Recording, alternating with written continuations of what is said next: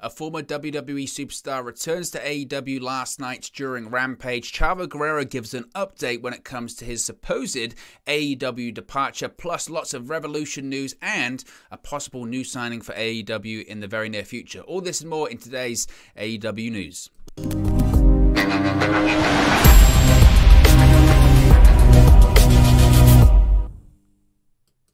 Hey guys, welcome back to Wrestle News 365. Hope everyone is doing very well. As always, there are plenty of news stories to get into today in the world of AEW, especially with AEW Revolution this coming Sunday. So let's get right into it. Last night on Rampage, of course, it was a live edition of Rampage, the final stop before Revolution on Sunday, and we saw the return of a former WWE superstar, not making his first appearance in AEW, because of course he did prior to this, but his second, that being Erick Redbeard. Yes, Erick Redbeard is back in AEW.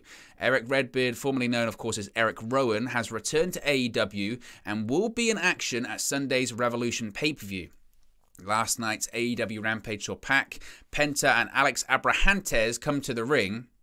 Despite not having Rey Fenix due to an injury, the Death Triangle group said they now have a third man, and they want to face the House of Black at AEW Revolution. This brought out Malachi Black, Buddy Matthews, and Brody King, who thought the third man was Abrahantes, but as the brawl broke out, Abrahantes introduced the real third man, that being the former Eric Rowan. Erick Redbeard hit the ring, fought off security guards, but the House of Black ended up escaping. It was then announced that at Revolution, during the buy-in pre-show, we will see the House of Black versus Death Triangle and Erick Redbeard. Now, there's no word on if Erick Redbeard has officially signed with AEW on a full-time basis, or if this is just a quick one-off appearance to fill in for Rey Fenix, who of course has been injured since the injury he suffered during the January 5th Dynamite TBS debut. He's expected to be out for a few more weeks. As I mentioned, this isn't the first time that Redbeard has appeared for AEW, because he appeared for AEW during the Brody Lee Celebration of Life show on December 30th, 2020, but he's been not back until now. So it was a bit of a surprising one. I don't know if he has or hasn't signed with AEW. I lean into thinking that he hasn't, to be honest with you. The reason I say that is because usually when they have a big debut, Tony Khan will throw the graphic up. There's lots of people coming in at the moment, so I tend to think that's probably not the case. But I'm an Eric Rowan fan. You've got to remember, this was a guy that at the time, this is what was crazy about the releases and all the stuff with WWE, because he was one of the first people cut in the pandemic, right in April 2020.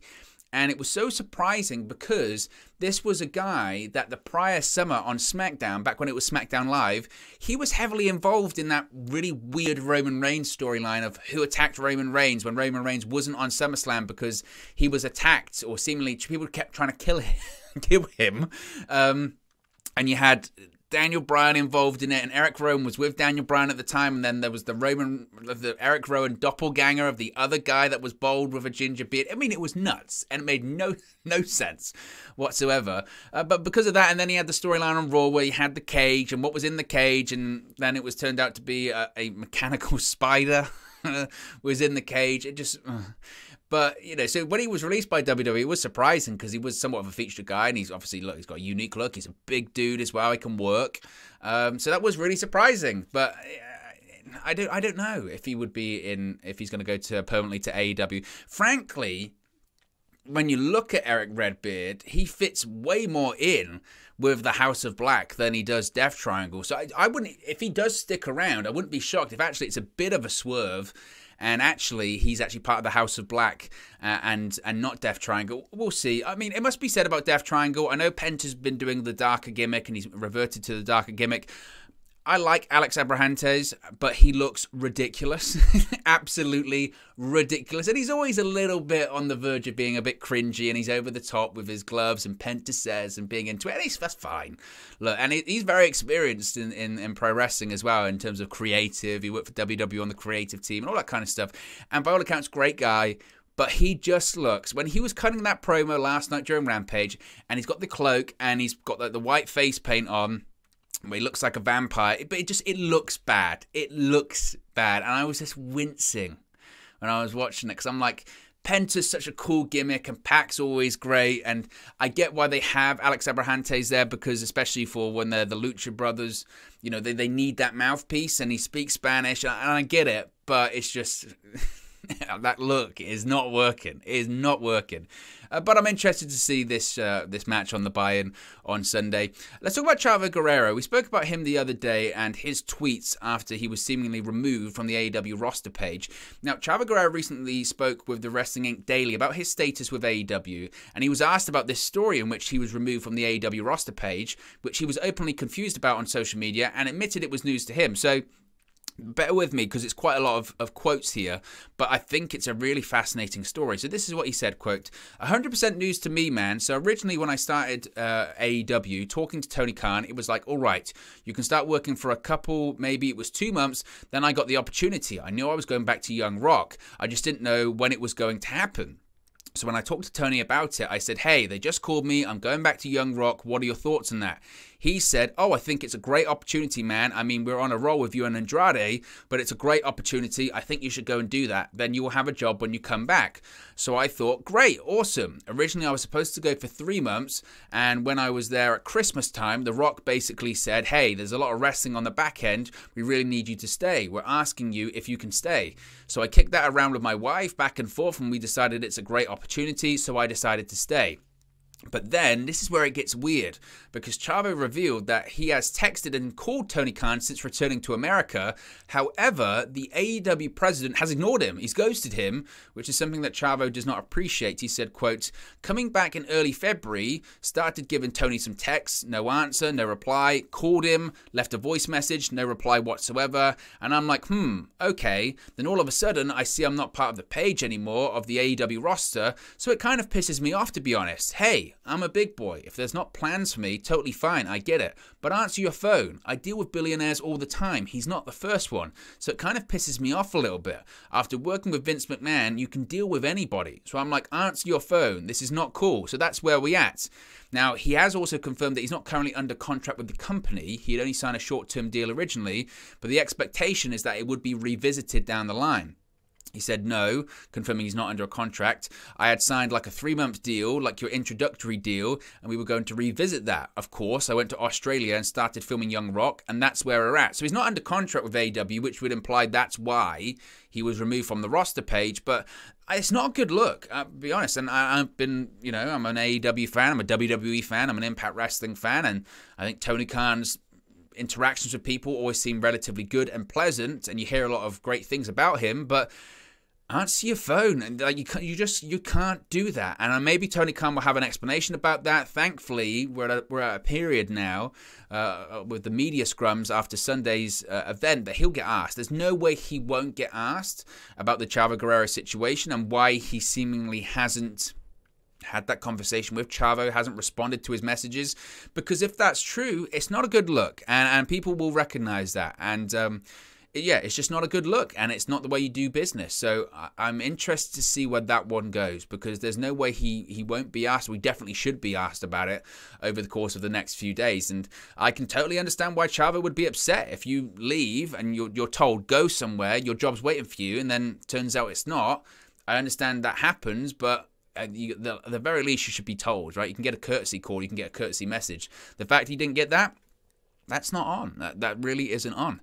Speaking of Rampage, last night we have the final name revealed for the Face of the Revolution ladder match at AEW Revolution. The lineup is complete for the match because last night's Revolution Go Home edition of Rampage saw Christian Cage defeat Ethan Page in the final Face of the Revolution qualifier.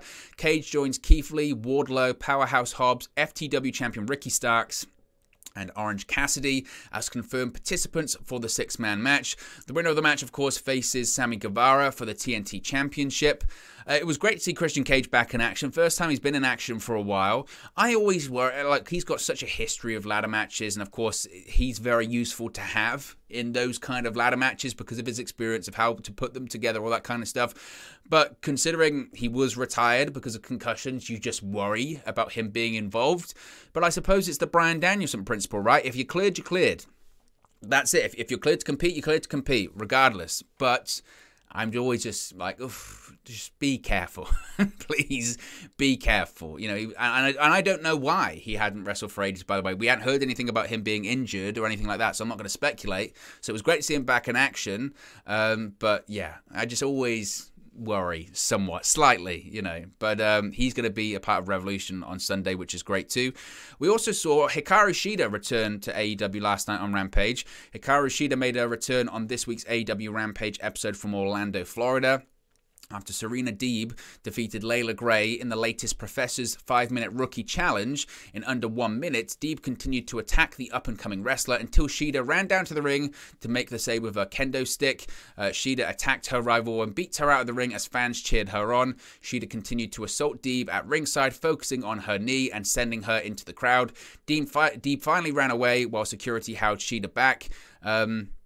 Shida has not wrestled, of course, since the January 12 edition of AEW Dynamite, and she was written out of the storylines. She and Deeb began feuding back in the fall as Deeb defeated Shida on Dynamite's second anniversary show on October 6, preventing her from getting her 50th win. Shida then defeated Deeb on the October 27 edition of Dynamite in an AEW TBS title tournament match, which was Shida's 50th victory.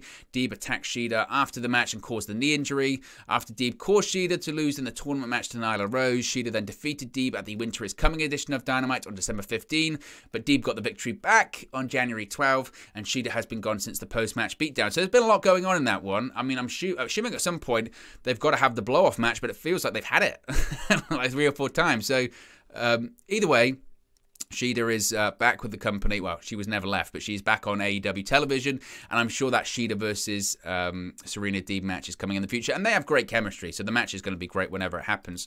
A bit of Double or Nothing news, and it's some good news when it comes to setting records for AEW, because AEW President, CEO, General Manager, and Head of Creative Tony Khan took to Twitter yesterday and revealed first-day ticket sales success for Double or Nothing. Khan revealed yesterday that the first day of Double or Nothing ticket sales have given AEW their first ever gates of $1 million. This is what he said, quote, on Twitter. It's Friday, you know what that means. AEW Rampage live tonight on TNT on the road to Revolution this Sunday, and tonight we're celebrating a milestone because today, Double or Nothing first day sales just gave us our first ever $1 million gate. Let's celebrate tonight at Rampage. Very impressive for a company that's only been going a couple of years. It was noted by WrestleTix on Twitter that the maximum possible capacity would be a little over 14,000 if every section was opened, but as of yesterday evening, not every upper deck was opened according to the Access ticket map. However, the entire lower bowl is already sold out. Tickets went on sale yesterday for the live AEW Dynamite, live AEW Rampage during Double or Nothing week. Both are scheduled to take place at the Ultra Arena in Vegas, serving as the go-home show for the pay-per-view. AEW was also selling a 3-day combo ticket to all 3 events, but it looks like the combo ticket is also now sold out. The 2022 AEW Double or Nothing pay-per-view will take place on May 29 from the T-Mobile Arena on the Las Vegas Strip in Paradise, Nevada. The finals of the Owen Hart Foundation men's and women's tournaments will take place during that night, with Dr. Martha Hart appearing live to present the winners of the trophy, the Owen Cup. So yeah, big news for AEW, and there was a lot of concern, wasn't there, about are they going to be able to sell the show out? I think there's a very high chance they will be able to do it now, one would think. So good news for them. Good news for them, and I'm excited for Double or Nothing. I really am. I'm really excited for the Owen Hart Memorial Cup trophy as well for both the men's and women. So it's certainly a very exciting moment for AEW. We also have an update when it comes to Trios Championships. During the recent media call ahead of this weekend's AEW Revolution, Tony Khan spoke about the potential of creating some trios titles for the roster. Now, the AEW president admitted he does have interest in the idea, but he's more receptive to that when Kenny Omega returns from his current injury. He said, quote, "So I definitely think there is something that there is a lot of interest in. I have seen that. We have a lot of great trios here. I am very interested in it. I will be 100% honest with you. This is the most blunt answer I can give. I'm much more receptive to doing it when Kenny Omega is back, because I think that is going to happen. And when Kenny Omega is back, I think the trios division is that much stronger. We could do a great tournament now and have a great trios division, but I think he would make it that much stronger. I have so much respect for him, and I think he was such a great world champion for us, and I think we could have by far the best trios division that anybody could put together with how strong our roster is and how many trios are already together and have experience working together.